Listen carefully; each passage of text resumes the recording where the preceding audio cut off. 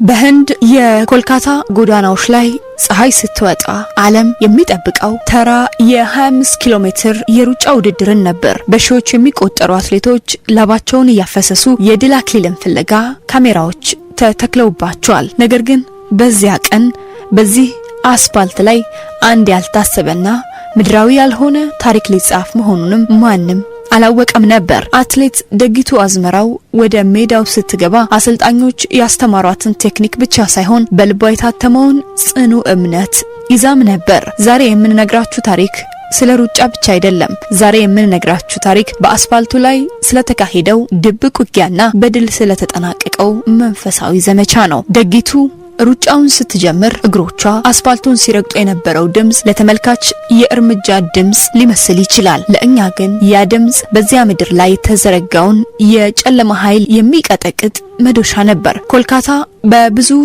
በብዙ መናፍስታዊ ታሪኮች የምትታወቅ ከተማ ናት። በዚያ ባዕድ ምድር ላይ ደጊቱ በደረቷ ላይ ደብቃ የያዘችው የኪዳነ ምሕረት ስዕል እንደ ብርሃን መቅረዝ ምድሩን እያበራው ነበር። ሩጫው እየጠነከረ ሲሄድ የሰውነት ጥንካሬ ሲዝል፣ ደጊቱ ግን ከደረቷ ላይ ካለው ሚስጥር አቅምን እየቀዳች ወደፊት ትገሰግስ ነበር። እያንዳንዱ እርምጃዋ ያንን የረከሰ አስፋልት በበረከት የሚቀድስ፣ በዚያ ምድር ላይ የተዘረጋውን የክፉ መናፍስት ሰንሰለት በእምነት ኃይል የሚበጣጥስ ነበር። ውድድሩ ተጠናቀቀ። ደጊቱ አዝመራው የመጨረሻውን መስመር በድል ተሻገረች።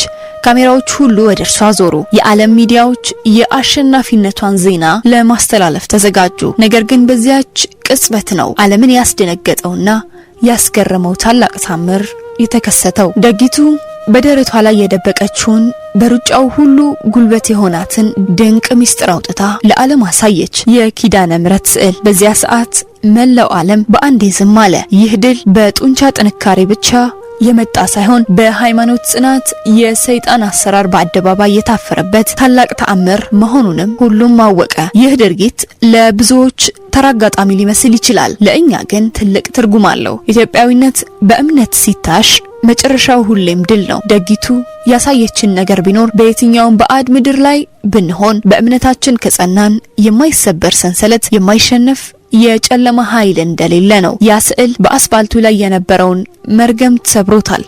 ያ ስዕል ለኢትዮጵያና ለተዋህዶ ልጆች ኩራት ሆኗል። እንዲህ አይነት በድፍረት የሰይጣንን አሰራር በእምነት የሚገጥም ትውልድ ማየት ለነፍስ ትልቅ እርካታን ይሰጣል። ዓለም ስፖርትን የሚያየው በሰከንድ ልህ፣ በጡንቻ ጥንካሬና በሳይንሳዊ ስልጠና ውጤት አድርጎ ነው። ነገር ግን ለኢትዮጵያዊው አትሌት ሜዳው የስፖርት ብቻ አይደለም፣ የኪነ ጥበብን ብቻ አይደለም፣ ይልቁንም የእምነት መፈተኛ አደባባይ እንጂ።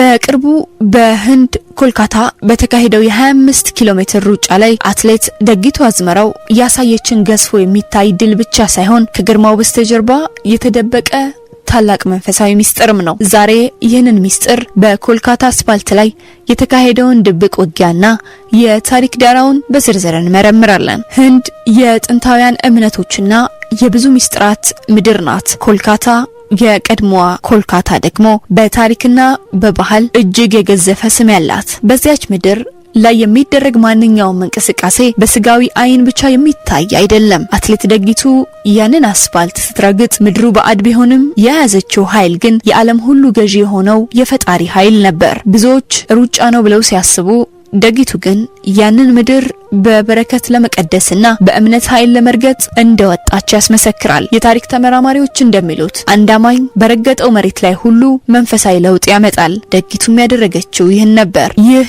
የደጊቱ ተግባር አዲስ የመጣ ሳይሆን ከጥንት አባቶቻችንና እናቶቻችን የወረስነው የታሪክ ዳራ ነው። አትሌት አበበ ቢቂላ በባዶ እግሩ ሮም ላይ ሲረግጥ፣ ደራርቱ ቱሉ በባርሴሎና ድል ስትቀናጅ፣ ቀነኒሳና ኃይሌ ታሪክ ሲሰሩም ሁሌም ከኋላቸው የሚገፋቸው ድብቅ ኃይል ነበር። ኪዳነ ምሕረት ማለት የምህረት ቃል ኪዳን ማለት ነው። ደጊቱ ይህንን ስዕል በደረቷ ላይ አጣብቃ ስትሮጥ የ25 ኪሎ ሜትሩ ጉዞ የጸሎት ጉዞ ሆኖላታል። በእያንዳንዱ እርምጃዋ አስፋልቱን ስትረግጥ በዚያች ምድር ላይ ሊኖር የሚችለውን ማንኛውም መርገምት፣ የጨለማ አሰራርና የክፉ መናፍስት ሰንሰለት በእምነት ኃይል ስትበጣጥሰው እንደነበር እናምናለን። ያ አስፋልት ለሌሎች ሯጮች የድካምና የላብ ቦታ ሲሆን፣ ለደጊቱ ግን የእግዚአብሔር ድንቅ ስራ የተገለጠበት መድረክ ሆነ። በደረቷ የያዘችው ስዕል ልቧንም በሰላም ሲሞላው እግሮቿንም ደግሞ እንደ ንስር እንዲበሩ አድርጓቸዋል። ይህ የጉልበት ድል ሳይሆን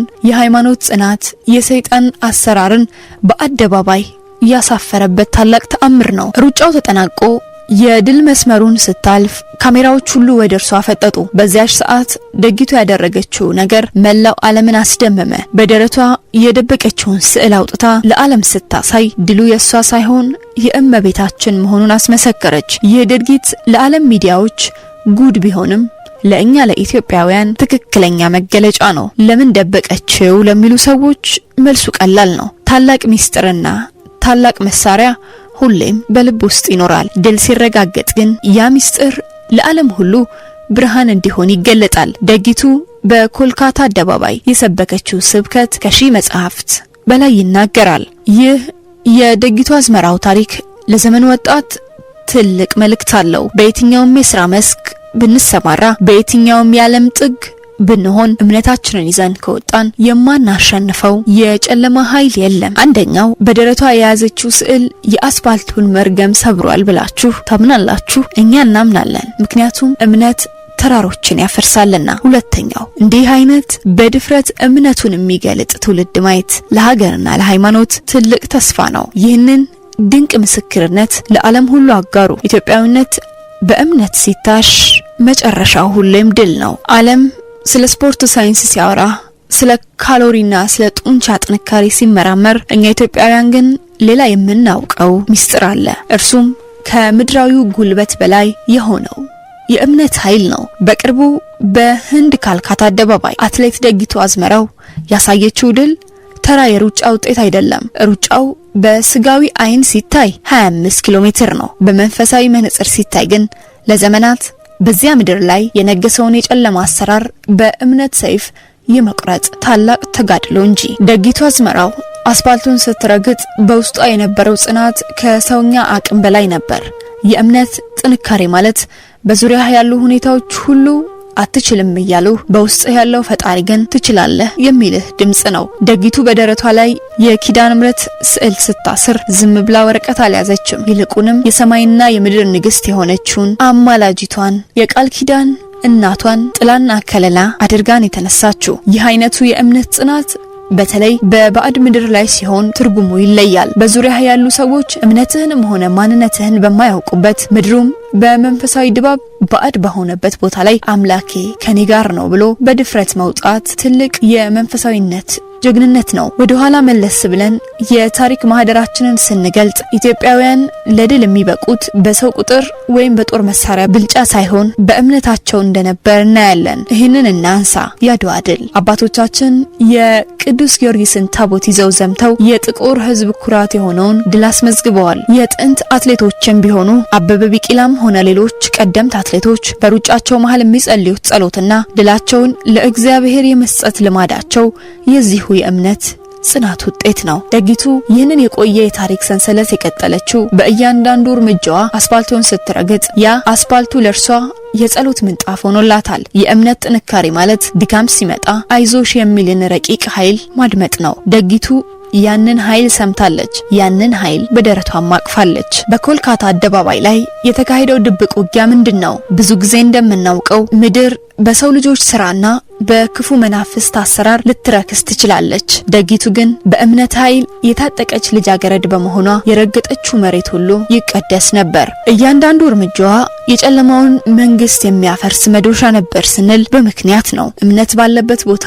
ጨለማ ይሸሻል። ደጊቱ በደረቷ በያዘችው ስዕል አማካኝነት የፈጣሪን በረከት ወደዚያ ምድር ስታመጣ በዚያ የነበረው የሰይጣን ሰንሰለትና መርገምት በታላቅ ኃይል ተበጣጥሷል። ይህ ድል የአትሌቲክስ ብቻ ሳይሆን የብርሃን በጨለማ ላይ የመንገሱ ማረጋገጫም ጭምር ነው። በምንኖርባት ዓለም እምነትን በይፋ መግለጽ እንደ ኋላ ቀርነት የሚቆጠርበት ጊዜ ላይ ደርሰናል። ብዙዎች እምነታቸውን በውስጣቸው ይዘው ሰው ምን ይለኛል ብለው ይፈራሉ። ደጊቱ ግን ይህንን ፍርሃት ሰብራ ወጣለች። ድሉ ተረጋግጦ ካሜራዎች ፊቷ ላይ ሲደቀኑ መጀመሪያ ያደረገችው ነገር በደረቷ የደበቀችውን ምስል ማውጣት ነበር። ያ ስዕል ሲገለጥ ደጊቱ ለዓለም ያስተላለፈችው መልእክት ግልጽ ነበር። የሮጥኩት እኔ አይደለሁም፣ በእኔ ውስጥ ያለው አምላክ ነው። ያሸነፍኩት በጉልበቴ አይደለም በፈጣሪ ኃይል ነው የሚል ነበር። ይህ የአደባባይ ምስክርነት በኮልካታ ጎዳናዎች ላይ የተሰበከ ታላቅ ስብከት ነው። ይህ ፕሮዳክሽን ሲጠቃለል ለሁላችንም የሚተው ትልቅ የቤት ስራ አለ። ደጊቱ አዝመራው በኮልካታ አደባባይ ያሳየችን ድፍረትና ጽናት እኛ በየለቱ ህይወታችን ላይ እንዴት እንተግብራው? የእምነት ጥንካሬ ሰንሰለቶችን ይሰብራል፣ መርገምትን ወደ በረከት ይለውጣል። ደጊቱ ይህን ተግባር አሳይታናለች። በደረቷ የያዘችው ስዕል አስፋልቱን ቀድሷል። እኛስ በልባችን የያዝነው እምነት የምንኖርበትን አካባቢ እየቀደሰ ነው? ውድ የዜማረ ሚዲያ ተከታታዮች ይህንን ድንቅ ምስክርነት ለዓለም አሳዩ። እንዲህ ያለ በእምነቱ የማይደራደር በባዕድ ምድር ለአምላኩ በድፍረት የሚመሰክር ትውልድ ለሀገራችን ትልቅ ተስፋ ነው። ኢትዮጵያዊነት በእምነት ሲታሽ መጨረሻው ሁሌም ድል ነው። ይህን ድንቅ ምስክርነት ማንም እንዳያልፈው ሼር በማድረግ ለዓለም አሳዩ። የፈጣሪ ጥበቃ ከሁላ